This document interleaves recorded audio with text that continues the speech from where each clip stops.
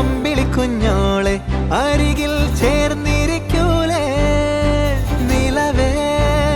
വെറുതെ വാടി നിൽക്കാതെ ചിരിയിൽ മുത്തുകുടഞ്ഞാട്ടെ മഴവിൽ ചന്തമേ എന്നുമെൻ സ്വന്തമേ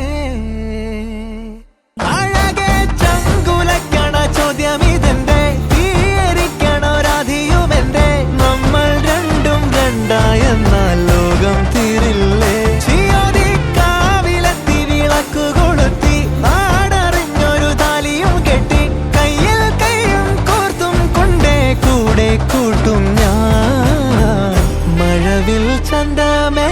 നീ എൻ സ്വന്തമേ